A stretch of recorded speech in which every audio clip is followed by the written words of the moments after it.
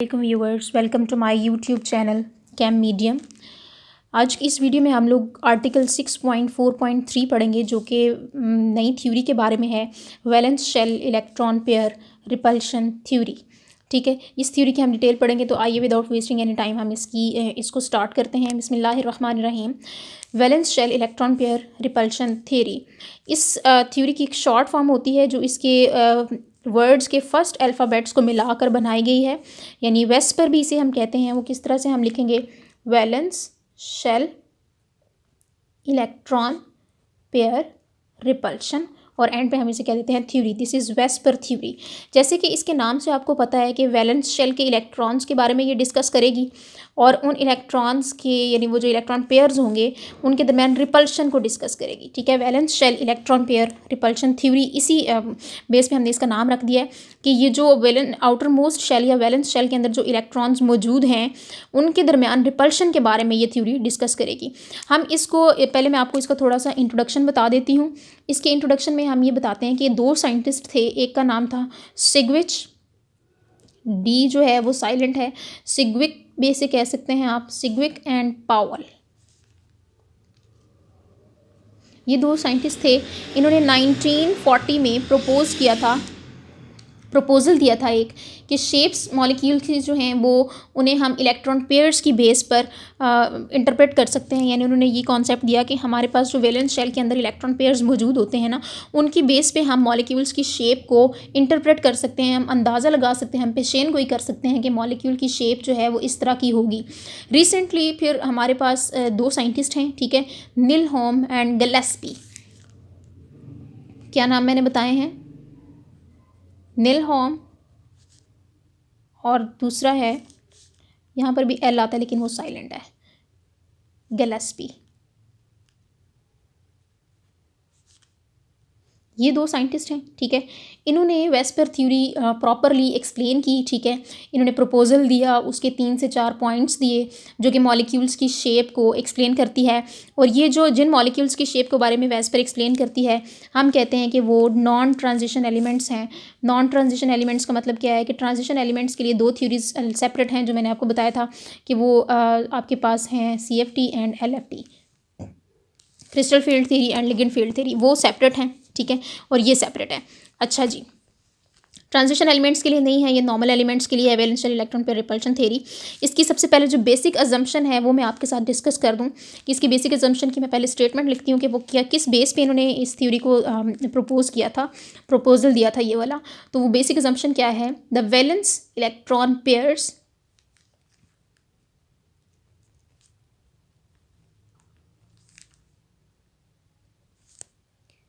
Electron pairs, चाहे वो आपके पास लॉन पेयर्स हैं या चाहे बॉन्ड पेयर्स हैं, दोनों इसमें आ जाएंगे। Lone pairs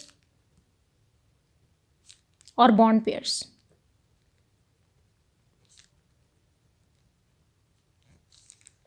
are arranged around the central atom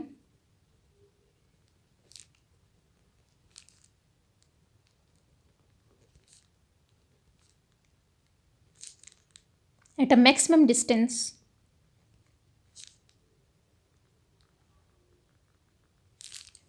apart,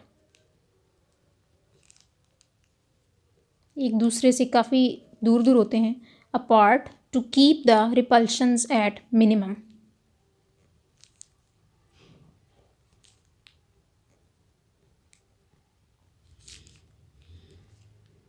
अब इसको मैं थोड़ा सा आपको बता दूं, थोड़ा सा आपको अंडरस्टैंड करवा दूं कि वो कहना क्या चाह रहा है। बेसिकली आपको पता है ना, थ्योरी का नाम क्या है, valence shell electron pair repulsion theory. तो फिर ये इलेक्ट्रॉन पेयर्स की रिपल्शन के हवाले से ही है, लेकिन ये हमें क्या चीज़ बताती है, ये हमें शेप्स ऑफ मॉलिक्यूल्स के बारे में बताएगी, ठीक है, कि किस तरह की शेप्स होती हैं उनके दरमियान।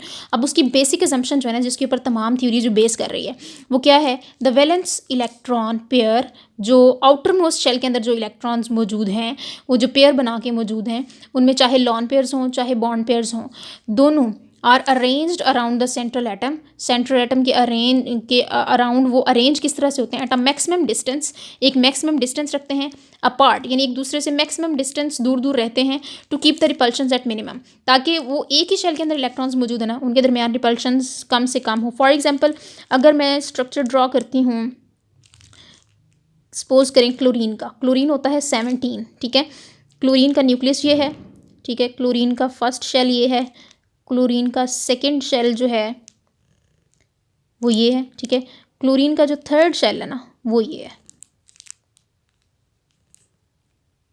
ठीक है, ये इसका न्यूक्लियस है, पॉजिटिव चार्ज है, पहले शेल में 2 इलेक्ट्रॉन्स, दूसरे में 8 इलेक्ट्रॉन्स,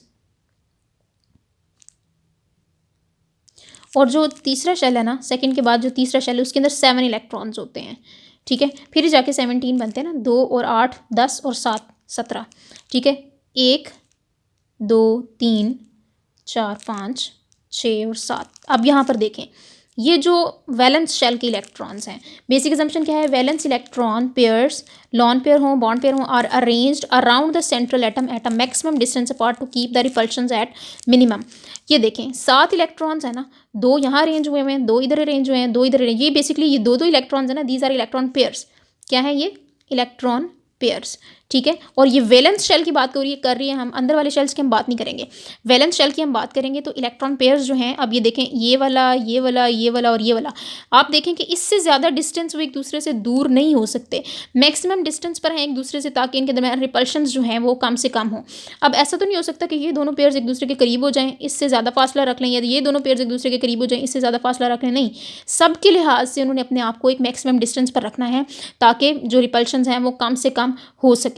नेक्स्ट हम इसके प्रॉपर पॉस्टुलेट्स देख लेते हैं, वो पॉस्टुलेट्स क्या हैं जी। पॉस्टुलेट्स हम इसके देखने लगे हैं। सबसे पहला जो हमारे पास पॉस्टुलेट है वो क्या है, आपने ध्यान से देखना है, both lawn pairs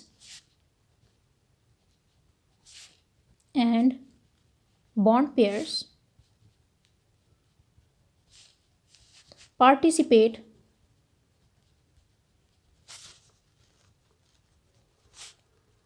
in determining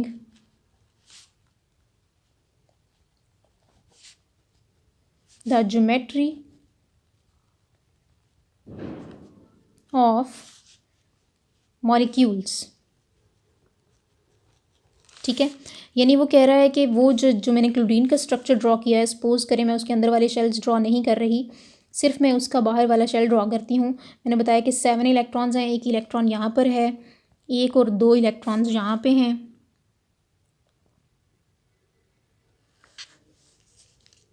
ठीक है, 2 इलेक्ट्रॉन, एक इलेक्ट्रॉन पेयर यहाँ पे है, एक इलेक्ट्रॉन पेयर यहाँ पे है, दूसरा इलेक्ट्रॉन पेयर यहाँ पे है। अब बॉन्डिंग जो होगी वो एक की होगी या 2 की होगी, बाकी सारे लॉन पेयर्स होंगे।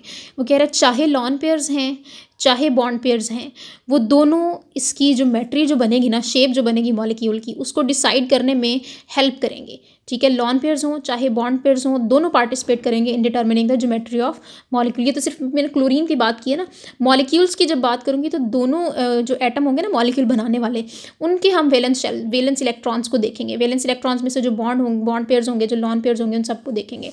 पहले हम पास्टुलेट्स लिख लेते हैं, उसके बाद मैं आपको इसके बारे में सारी एक्सप्लेनेशन स्ट्रक्चर्स के साथ दूंगी। सेकेंड पास्टुलेट है हमारे पास, द इलेक्ट्रॉन पेयर्स जब भी हम बात करेंगे उसमें लॉन पेयर्स भी आएंगे, बॉन्ड पेयर्स भी आएंगे, are arranged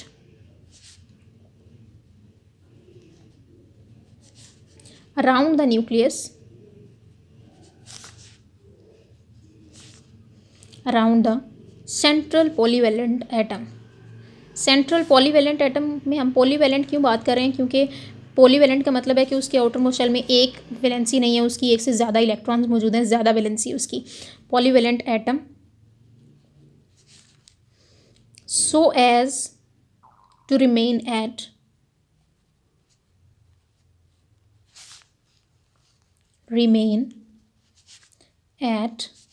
a maximum distance apart। वही जो बेसिक assumption है ना, उसी को रिपीट किया हुआ है, मैक्सिमम डिस्टेंस अपार्ट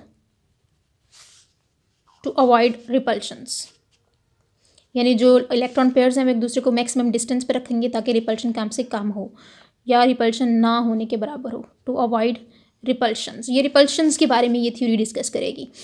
थर्ड जो हमारा है पोस्टुलेट वो क्या है, वो कहता है the electron pairs of lone pair occupy more space than the bond pairs, यानी लॉन पेयर्स जो होते हैं उनका मैग्नीट्यूड बड़ा होता है, बॉन्ड पेयर्स का छोटा होता है।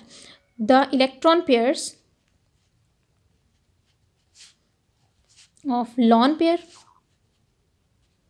पेयर के जो इलेक्ट्रॉन्स होंगे वो ज़्यादा स्पेस ऑक्यूपाई करेंगे, occupy more space than the bond pairs.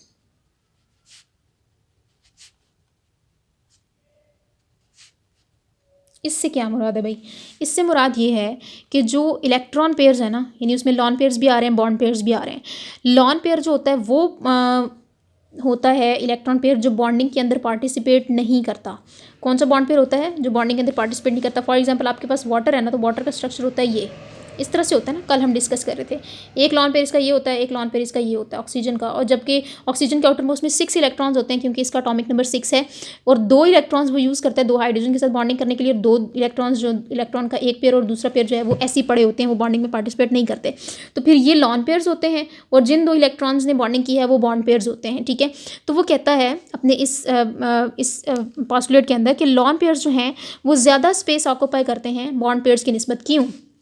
क्योंकि यहाँ पर जो इलेक्ट्रॉन पेयर बना हुआ है ना ये, ठीक है, इसका और इसका, ये जो ऑक्सीजन हाइड्रोजन के दरमियान बॉन्ड बना हुआ है, एक इलेक्ट्रॉन हाइड्रोजन का दूसरा ऑक्सीजन का, एक हाइड्रोजन का दूसरा ऑक्सीजन का, ये बॉन्ड पेयर्स हैं दोनों, ये लॉन पेयर्स हैं। बॉन्ड पेयर्स जो हैं वो 2 न्यूक्लियाई के दरमियान शेयर हैं। बॉन्ड पेयर्स जो हैं उनके ऊपर जो नेगेटिव चार्ज है वो ऑक्सीजन के न्यूक्लियस के साथ भी शेयर हुआ हुआ है, हाइड्रोजन के न्यूक्लियस के साथ भी शेयर हुआ हुआ है। सिमिलरली ये वाला जो बॉन्ड पेयर है इसके इलेक्ट्रॉन्स का नेगेटिव चार्ज जो है वो इसके न्यूक्लियस के साथ भी न्यूट्रल हुआ हुआ है, और इस हाइड्रोजन के न्यूक्लियस के साथ भी न्यूट्रल हुआ हुआ है। वो दोनों न्यूक्लियाई से अट्रैक्ट हो रहे हैं, इस वजह से वो कम स्पेस ऑक्यूपाई करते हैं, कम रिपल्शन कॉज करते हैं। जबकि लॉन पेयर जो है इसका बॉन्ड तो किसी और के साथ नहीं है, ये सिर्फ एक न्यूक्लियस, और कौन सा न्यूक्लियस? ऑक्सीजन का न्यूक्लियस, ये उसी की तरफ सिर्फ अट्रैक्ट हो रहे हैं। तो इस वजह से इनका जो नेगेटिव चार्ज है वो ज़्यादा फैला हुआ होता है, ठीक है, वो बाहर की तरफ फैला हुआ होता है, और वो उसका जो मैग्नीट्यूड है वो बहुत ज़्यादा होता है, और वो ज़्यादा स्पेस ऑक्यूपाई करता है। जब वो ज़्यादा स्पेस ऑक्यूपाई करता है, ज़्यादा रिपल्शन कॉज करता है, तो फिर वो बॉन्ड पेयर्स को कंप्रेस कर देता है। इसको भी इधर को धकेलेगा और इसको भी इधर को धकेलेगा, और ये करीब करीब आ जाएंगे एक दूसरे के। तो लॉन पेयर्स की इस तरह के बिहेवियर की वजह से कि ये जो बॉन्ड पेयर्स को कंप्रेस कर देते हैं अंदर की तरफ से, हम कहते हैं कि lone pair exert greater repulsive forces on bonding electron pairs, ठीक है। नेक्स्ट हमारे पास है, हम कहते हैं कि वो रिपल्शन जो होती है उसका क्या मैग्नीट्यूड है, मतलब कि जो बॉन्ड पेयर्स हैं वो कितनी रिपल्शन करते हैं, लॉन पेयर्स कितनी रिपल्शन करते हैं। तो हमारे पास ये रिपल्शन के हवाले से एक रिपल्सिव ऑर्डर होता है जिसमें हम कहते हैं कि लॉन पेयर और लॉन पेयर की रिपल्शन, लॉन पेयर एक दूसरे को बहुत ज़्यादा रिपेल करते हैं, और इनकी रिपल्शन का मैग्नीट्यूड ज़्यादा होता है in comparison to lone pair and bond pair repulsions. और इसकी रिपल्शन का मैग्नीट्यूड ज़्यादा होता है दैन बॉन्ड पेयर रिपल्शंस।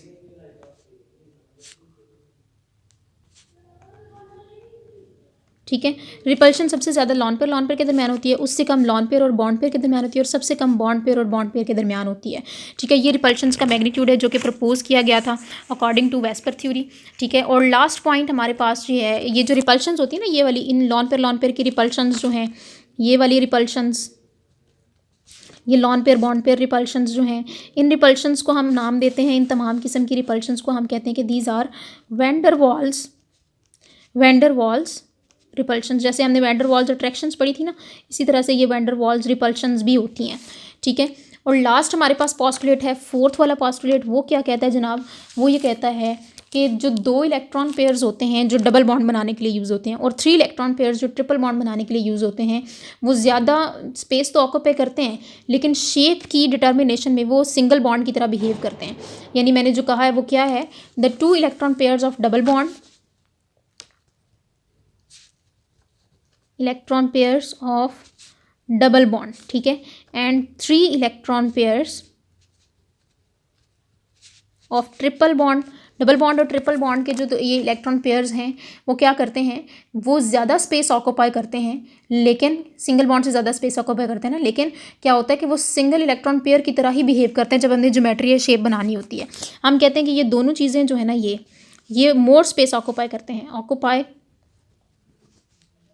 मोर स्पेस देन सिंगल बॉन्ड, ठीक है, but behave like single bond in determination of shape, in determining the geometry of molecule, geometry या shape जो भी कहना चाहते हैं आप, geometry of molecule। ठीक हो गया। तो यहाँ तक इसके पॉस्टुलेट्स जो हैं वो कंप्लीट हो गए। आगे हम लोग देखते हैं कि इसको हम इसकी एक्सप्लेनेशन किस तरह से पढ़ेंगे, ये किस तरह से शेप्स को एक्सप्लेन करता है या बॉन्डिंग को एक्सप्लेन करता है, वो हम लोग देख लेते हैं। ठीक है, अब इसकी एक्सप्लेनेशन करने के लिए मैं आप लोगों को थोड़ी सी एक स्ट्रेटजी बता देती हूँ कि हमने चूँकि मॉलिक्यूल्स के बारे में पढ़ना है, ठीक है, हमने कंसिडर करना है एक पॉलीवेलेंट एटम। ठीक है, एक हमारे पास पॉलीवेलेंट एटम होगा, इसको आपने गौर से देखना है ताकि आपको इस थ्योरी की समझ आए। पॉलीवेलेंट एटम को हम कहते हैं ए। पॉलीवेलेंट का मतलब क्या है कि इसके आउटर मोस्ट शेल में एक से ज़्यादा वैलेंस इलेक्ट्रॉन्स मौजूद हैं। ठीक है, पॉलीवेलेंट एटम हो गया ये, और दूसरे होंगे अदर एटम्स। ठीक है, वो जो अदर एटम्स होंगे, ये जो पॉलीवेलेंट एटम होता है इसको हम सेंट्रल एटम भी कहते हैं या सेंट्रल पॉलीवेलेंट एटम भी कहते हैं। ठीक है, सेंट्रल पॉलीवेलेंट एटम जो है, दूसरे जो होते हैं वो अदर एटम्स होते हैं जो इस पॉलीवेलेंट एटम के अराउंड इसके साथ बॉन्ड बनाए हुए होते हैं, अदर बॉन्डेड एटम्स। वो जो अदर बॉन्डेड एटम्स होंगे वो होंगे बी टाइप के। ठीक है, अब ए सेंट्रल एटम है, सेंट्रल पॉलीवेलेंट एटम है जिसके साथ बी, एक से ज़्यादा बी जो हैं वो बॉन्ड्स बना सकते हैं। तो ये हमारे पास 3 कैटेगरीज को अराइज करता है। फर्स्ट कैटेगरी होती है AB2 टाइप मॉलिक्यूल्स। ठीक है, सेकेंड कैटेगरी हमारे पास होती है AB3 टाइप मॉलिक्यूल्स। ठीक है, और थर्ड कैटेगरी हमारे पास होती है AB4 टाइप मॉलिक्यूल्स। अब ये जो AB2 टाइप हैं ये एक ही टाइप के होते हैं। AB3 जो है इसकी आगे 2 कैटेगरीज हैं। ठीक है, 2 कैटेगरीज में कौन सी है, एक प्योर AB3 होगा, ठीक है, एक प्योर AB3 है ए टाइप का। ठीक है, या आप कह सकते हैं कि जिसमें AB3, एक तो ओरिजिनल AB3 है ना, वो ये वाला है, और एक होता है AB3 type with 1 lone pair. ठीक है, होगा AB3 ही लेकिन उसके साथ 1 लॉन पेयर होगा। ठीक है, और AB3 type with multiple bonds भी होती है।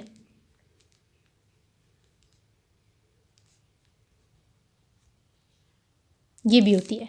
ठीक हो गया। अच्छा, अब AB4 टाइप जो है ना, इसकी आगे से कितनी टाइप्स हैं फर्दर, एक ये हो गई, दूसरी ये, और तीसरी ये। पहली टाइप कौन सी होती है, जो ओरिजिनल AB4 होती है। ठीक है, जिसमें हम कहते हैं कि AB4 type with no lone pair, AB4 with no lone pair, कोई लॉन पेयर नहीं है उसके अंदर। ठीक है, और एक होता है AB4 type with 1 lone pair, उसमें एक लॉन पेयर आएगा, और एक AB4 टाइप है विद 2 लॉन पेयर्स।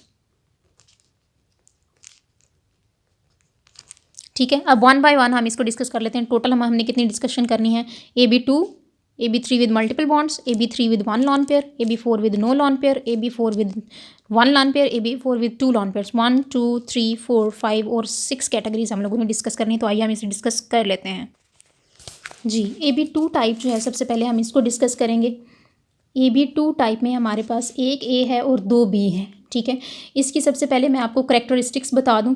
करेक्टरिस्टिक्स का मतलब क्या है कि AB2 टाइप मॉलिक्यूल जो है ना, ये इसमें क्या होता है कि A मॉलिक्यूल दरमियान में होता है। ठीक है, और B मॉलिक्यूल ये इस तरह से बताया था ना, मैक्सिमम डिस्टेंस अपार्ट, ये B है और दूसरा B ये है। ये कौन सा स्ट्रक्चर बनाते हैं, ये बनाते हैं जनाब लीनियर स्ट्रक्चर। ये इसकी पहली करेक्टरिस्टिक है। शेप कौन सी बनाई है, लीनियर। और इसके दरमियान जो एंगल होता है, इन दोनों के दरमियान एंटी क्लॉकवाइज एंगल जो होता है वो ऑलमोस्ट होता है 180 डिग्रीज। ठीक है, और 180 डिग्रीज़ का एंगल होता है इनके दरमियान, और ये मैक्सिमम डिस्टेंस पर होते हैं एक दूसरे के साथ, क्योंकि दो ही बॉन्ड पेयर्स हैं और ये सबसे ज़्यादा मैक्सिमम डिस्टेंस बन सकता है। तो ये लीनियर स्ट्रक्चर बनाते हैं और ये अपने आप को इस तरह से अरेंज करते हैं ताकि रिपल्शंस को मिनिमम रखा जा सके, ठीक है।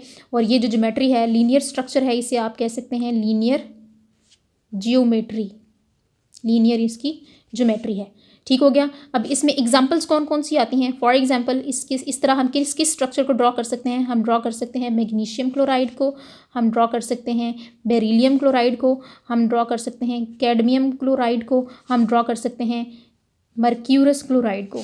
मैग्नीशियम क्लोराइड का स्ट्रक्चर मैं ड्रॉ करके बता देती हूँ। एक ही जगह पर आएगा Mg, इस तरफ भी Cl आएगा और इस तरफ भी Cl आएगा, और ये जो एंगल है ये कितना है 180 डिग्रीज, और ये जो ज्योमेट्री है दिस इज लीनियर ज्योमेट्री, ठीक हो गया। नेक्स्ट हमारे पास है second, molecules containing 3 electron pairs, या हम कहते हैं AB3 टाइप। AB3 टाइप के अंदर एक मैंने बताया था ना कि 2 से 3 कैटेगरीज होती हैं। एक तो मेन AB3 टाइप है ना, AB3 टाइप जो होती है इसके अंदर हम कहते हैं कि इसके अंदर जो मेन चीज़ है ना वो क्या होती है कि A आपका दरमियान में होता है। शेप ही देखनी है ना हमने, A दरमियान में होता है, ठीक है। एक आपके पास बॉन्ड पेयर यहाँ पर होता है, दूसरा बॉन्ड पेयर यहाँ पर होता है, तीसरा बॉन्ड पेयर यहाँ पर होता है। चूँकि 3 हैं तो ये तीनों जो हैं एक दूसरे को मैक्सिमम डिस्टेंस इतने डिस्टेंस पर ही रख सकते हैं, क्योंकि 360 टोटल होता है ना, तो 360 को जब हम 3 पे डिवाइड करते हैं तो ये ऑलमोस्ट 120 बनता है। तो इसके अंदर हर एंगल जो है एंटी क्लॉकवाइज एंगल जो है वो 120 डिग्रीज़ का होगा। ये भी 120 का है, ये भी 120 का है, ठीक है, और ये वाला भी 120 डिग्रीज़ का होता है। और यहाँ पर अटैच होते हैं B टाइप के मॉलिक्यूल्स।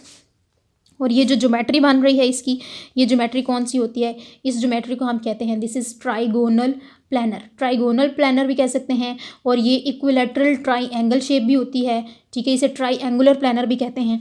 तो आपकी बुक पे जो उसने लिखा हुआ है उसने वर्ड लिखा हुआ है ट्राइगोनल प्लानर, ठीक है। एक ही प्लेन के अंदर होते हैं तीनों, तो ट्राइगोनल प्लानर स्ट्रक्चर ये बनाते हैं। फॉर एग्जांपल इसमें अगर हम एग्जांपल्स देखें तो किस किस चीज़ की आती हैं? इसमें हमारे पास एग्जांपल्स आती हैं जनाब गैलियम हाइड्राइड की, ठीक है। इसमें एग्जांपल आपके पास आती है इंडियम हाइड्राइड की, ठीक है।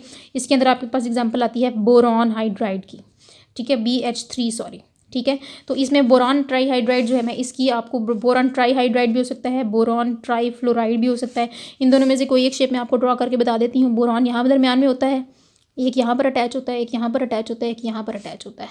ये हाइड्रोजन है, ये हाइड्रोजन है, ये हाइड्रोजन है। ये एंगल्स जो हैं सारे के सारे ये कितने हैं 120 डिग्रीज़ के।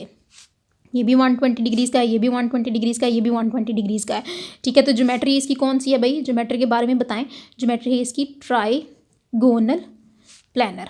ट्राइगोनल प्लानर AB3 टाइप की होती है। जब लॉन पेयर आएगा या मल्टीपल बॉन्ड्स आएंगे तो फिर हम देख लेते हैं कि फिर इसके साथ क्या बनता है।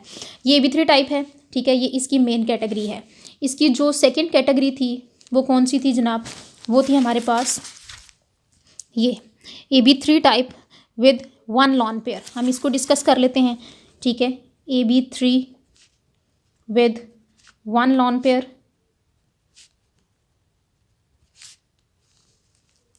एक लॉन पेयर होगा उसके अंदर। अच्छा, अब जो लॉन पेयर आएगा तो क्या होगा भाई? लॉन पेयर के केस में हमारे पास दरमियान में A जो होता है वो यहाँ पर मौजूद होता है, ठीक है। ट्राइएंगुलर शेप है ना, एक जो है वो यहाँ मौजूद होगा, दूसरा जो है वो यहाँ मौजूद होगा, और ये वाला जो इसका कॉर्नर होगा ना यहाँ पर मौजूद होगा लॉन पेयर, ठीक है। यानी 1 2 3 था ना, 2 पोजीशंस हमारे पास खाली हैं, तीसरी पोजीशन जो है वो लॉन पेयर ने ली हुई है, और यहाँ पर एक B होगा, यहाँ पर दूसरा B होगा, और तीसरा B जो है उसकी जगह पर क्या है? लॉन पेयर है। AB3 type with 1 lone pair. इस केस में जो एंगल पहले सारे 120 के थे ना, अब आपको पता है कि लॉन पेयर बॉन्ड पेयर की रिपल्शन ज़्यादा होती है। ये ऑर्डर पढ़ा था ना हमने ये ऑर्डर पढ़ा था। कौन सा ऑर्डर हमने पढ़ा था? लॉन पेयर की रिपल्शन ज़्यादा है लॉन पेयर बॉन्ड पेयर से, लॉन पेयर बॉन्ड पेयर की रिपल्शन ज़्यादा है बॉन्ड पेयर की रिपल्शन से, ठीक है। तो इसका मतलब है ये जो लॉन पेयर बॉन्ड पेयर की रिपल्शन है ये ज़्यादा होगी, ये वाली भी और ये वाली भी, इन दोनों के दरमियान रिपल्शन कम होगी। ये भी इधर को खींचा जाएगा, ये भी इधर को कंप्रेस होगा, तो ये वाला जो एंगल था ना ये 120 का नहीं रहेगा, this would be less than 120 degrees. और ये वाले जो एंगल्स हैं, ये जो यहाँ पर मौजूद है लॉन पेयर, ये एंगल जो है और ये एंगल जो है ये ग्रेटर दैन 120 डिग्रीज़ हो जाएगा, और ये भी ग्रेटर दैन 120 डिग्रीज़ हो जाएगा। अब इसमें हम एग्जांपल्स देखते हैं। शेप जो है ना इसकी, वो आप कह सकते हैं कि इसकी शेप जो परफेक्टली ट्राइएंगुलर जो है वो रहेगी, यानी आप कह सकते हैं कि डिस्टॉर्टेड, थोड़ी सी डिस्टॉर्ट हो जाती है। ट्राइएंगल जो है वो नॉर्मली ये होती है ना, ये देखें ये शेप है ना ट्राइंगल की, ये ट्राइंगल की शेप की नहीं रहती, थोड़ी सी डिस्टॉर्ट हो जाती है। हम कहते हैं कि इसकी शेप क्या है, डिस्टॉर्टेड ट्राइंगल। ठीक हो गया, ये इसकी शेप होती है। अब यहाँ पर हम इसमें देखते हैं कि हम एग्जांपल्स कौन कौन सी लिख सकते हैं। यहाँ पर इसकी जगह पर एग्जांपल्स में हम इसकी सबसे पहली जो एग्जांपल है वो हम लिखेंगे SnCl2 की।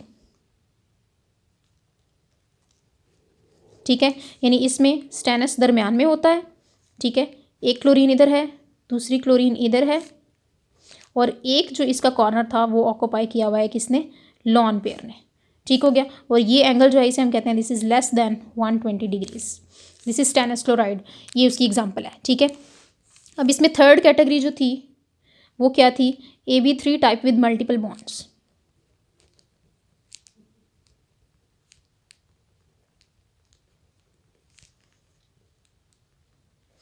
इसमें हम क्या करते हैं, इसमें हम ये देखते हैं कि हमारे पास एक एग्जांपल आती है SO3 की।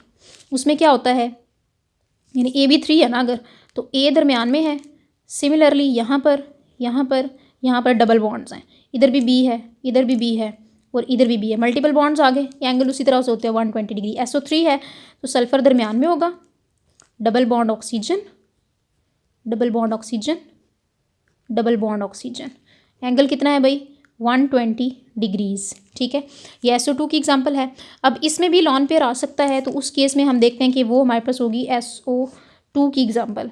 ये SO3 की है, SO2 की एग्जांपल वो किस तरह से होगी, सल्फर इधर है, डबल बॉन्ड ऑक्सीजन ये, डबल बॉन्ड ऑक्सीजन ये, और यहाँ पर इसका मौजूद होता है लॉन पेयर, और ये जो शेप बनती है इसे हम कहते हैं दिस इज वी शेप्ड।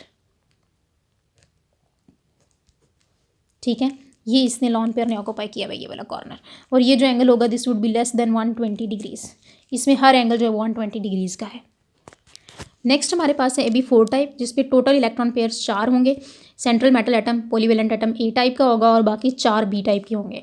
सबसे पहली इसकी जो कैटेगरी है वो हम लोग जब देखेंगे तो उसमें हम ये कहते हैं कि AB4 type with no lone pair, यानी इसमें पहले कोई लॉन पेयर मौजूद नहीं होगा। उस केस में क्या होगा कि A आपके दरमियान यहाँ पर मौजूद होगा, यहाँ मौजूद होगा। ठीक है, और B जो है वो किस तरह से अरेंज होगा, एक यहाँ पर B मौजूद होगा। ठीक है, एक B जो है वो यहाँ पर मौजूद होगा, दूसरा B जो है वो यहाँ पर मौजूद होगा, तीसरा B जो है वो यहाँ पर मौजूद होगा। ये देखें इस तरह से।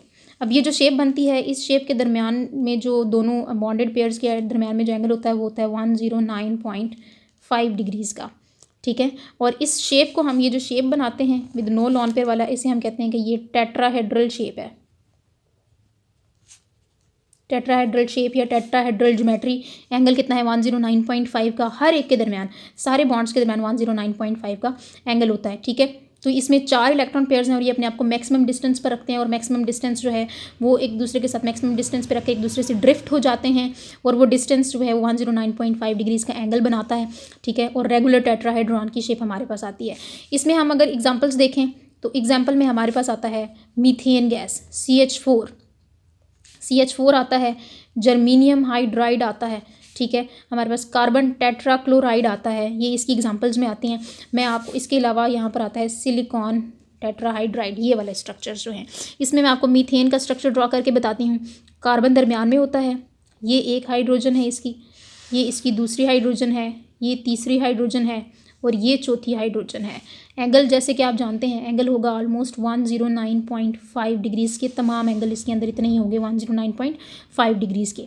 ठीक है, और शेप कैसी कौन सी है, इसकी शेप है हमारे पास टेट्राहेड्रल शेप, ज्योमेट्री कह लें या शेप कह लें। ठीक है, नेक्स्ट हमारे पास है इसकी सेकंड कैटेगरी। पहले हमने देखा विद नो लॉन पेयर, अब हम देखेंगे AB4 type with 1 lone pair. With 1 lone pair के केस में क्या होता है भाई, एक जो इलेक्ट्रॉन पेयर है वो बॉन्डिंग में पार्टिसिपेट नहीं करेगा, यानी A आपके पास दरमियान में होगा, एक B जो है वो यहाँ मौजूद होगा, दूसरा यहाँ मौजूद होगा, तीसरा यहाँ मौजूद होगा, और यहाँ पर होगा लॉन पेयर। ठीक है, वो जो लॉन पेयर होगा वो इस तरह से मौजूद होगा यहाँ पर। अब ये जो एंगल है ना, ये वाला angle, lone pair bond pair की रिपल्शन ज़्यादा हो जाएगी, तो ये ग्रेटर दैन 109.5 हो जाएगा। ये वाला एंगल भी ग्रेटर दैन 109.5 डिग्री हो जाएगा, और ये एंगल जो है ना ये लेस देन 109.5 होगा और एंगल किसके इक्वल होगा 107.5 के, क्योंकि lone pair bond pair repulsion ज़्यादा थी, lone pair bond pair repulsion ज़्यादा थी। लॉन पेयर जो होता है वो ज़्यादा मैग्नीट्यूड ऑक्यूपाई करता है, तो वो इनको कंप्रेस कर देता है, इनको इस तरफ करके कंप्रेस कर देता है, तो एंगल इनके दरमियान कम हो जाता है। ठीक है, तो इसमें एग्जाम्पल जो आती है, और ये स्ट्रक्चर जो है ये टेट्राहेड्रल ही रहता है। ठीक है, लेकिन इसे हम कहते हैं कि ये ट्राइगोनल, एक नई शेप हमारे सामने होता, तो बेसिक स्ट्रक्चर टेट्राहेड्रल ही है, लेकिन एक नई शेप हमारे सामने आती है और उस शेप को हम कहते हैं दैट इज़ ट्राइगोनल पिरामिडल। क्या कहते हैं? Trigonal pyramidal. इसमें हमारे पास जो एग्जांपल्स आएंगी, उस एग्जांपल में हमारे पास होता है NH3। ठीक है, ये एग्जांपल है एक, और एक एग्जांपल NH3 है हमारे पास, PH3 है एक एग्जांपल, एक ASH3 है। ठीक है, और इसके अलावा हमारे पास बिस्मथ ट्राईहाइड्राइड है। ये इन सब के ऊपर एक एक लॉन पेयर यहाँ पर मौजूद होता है। ठीक है, और इसके अलावा हम कहते हैं कि इसमें एंटीमनी ट्राईहाइड्राइड भी है, और वो होता है SbH3। इसमें एंटीमनी के ऊपर भी एक लॉन पेयर मौजूद होता है। ठीक है, वो लॉन पेयर्स जो हैं वो कहाँ से आते हैं कि जब ये नाइट्रोजन की अगर हम बात करते हैं ना, तो उस केस में नाइट्रोजन का जब हम स्ट्रक्चर ड्रॉ करेंगे, तो नाइट्रोजन जो होता है उसका एटॉमिक नंबर होता है कितना? 5। तो ये होता है 7 होता है ना, नाइट्रोजन 5 कह रही हूँ, नाइट्रोजन 7 होता है। 1s2, 2s2, और बाकी इसके p ऑर्बिटल्स हैं 2px, 2py and 2pz orbitals, तीनों में एक एक इलेक्ट्रॉन मौजूद होता है। ये सेकंड शेल चल रहा है ना, 2px, 2s2, 2px, 2py, 2pz, second, ये दो जो नजर आ रही है इसका मतलब है सेकंड शेल है। तो ये तीन जो है ये बॉन्डिंग करते हैं, बॉन्डिंग इलेक्ट्रॉन पेयर्स बनाते हैं। ठीक है, और ये जो होता है ना, ये वाला ये होता है लॉन पेयर होता है। अब अमोनिया का स्ट्रक्चर जब हम ड्रॉ करेंगे तो बिल्कुल इस तरह का स्ट्रक्चर आएगा हमारे पास। ये आपके पास नाइट्रोजन है, ये एक हाइड्रोजन है, ये दूसरी हाइड्रोजन है, ये हमारे पास तीसरी हाइड्रोजन है, यहाँ पर मौजूद है लॉन पेयर, और वो ये है। ये एंगल है ग्रेटर देन 109.5 और ये एंगल होता है 107.5 डिग्रीज। ठीक है, तो ये हमारे पास इसका स्ट्रक्चर है अमोनिया का। ठीक है, और ये स्ट्रक्चर हम इसको क्या नाम देते हैं? Trigonal pyramidal.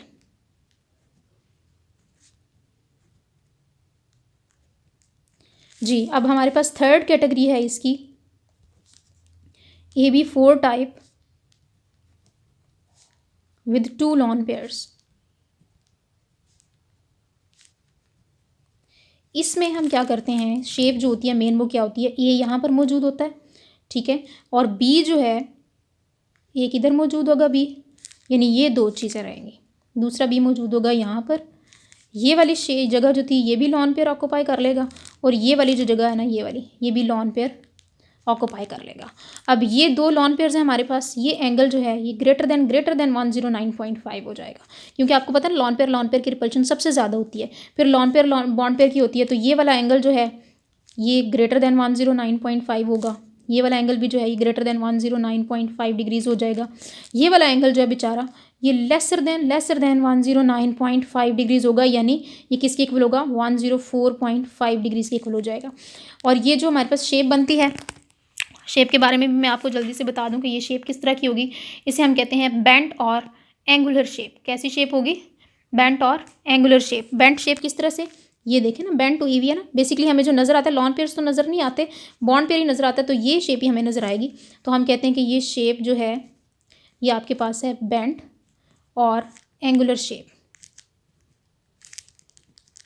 इसमें हम एग्जाम्पल जब देखते हैं तो एग्जाम्पल्स में हम देखते हैं कि वाटर है आपके पास, इसके अलावा H2S है।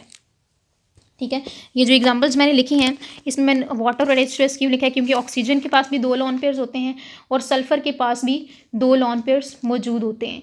ठीक है, और ये जो 2 लॉन पेयर्स हैं इसमें ये और भी आपके पास एग्जांपल आ सकती है H2Se। ये जो 2 लॉन पेयर्स होते हैं ये लॉन पेयर्स बहुत ज़्यादा रिपल्शन कॉज करते हैं। सेलेनियम हाइड्राइड है, फिर टेलोरियम हाइड्राइड है, इन सब के पास 2 लॉन पेयर्स मौजूद होते हैं। मैं वाटर की शेप यहाँ पर ड्रॉ करती हूँ।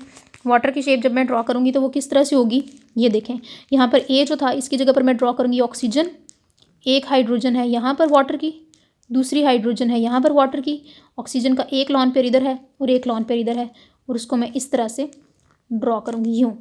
ठीक है, तो ये बिल्कुल ऐसी ही शेप तकरीबन बन जाती है। ये एंगल ग्रेटर देन 109.5 डिग्रीज़, ये एंगल ग्रेटर देन 109.5 डिग्रीज़, ये एंगल भी ग्रेटर देन 109.5 डिग्रीज़, और ये वाला एंगल जो है ये होता है 104.5 डिग्रीज़। ठीक है, अब इसमें मैं ऑक्सीजन की बात कर रही हूँ ना, तो ऑक्सीजन का एटॉमिक नंबर जो होता है वो होता है 6।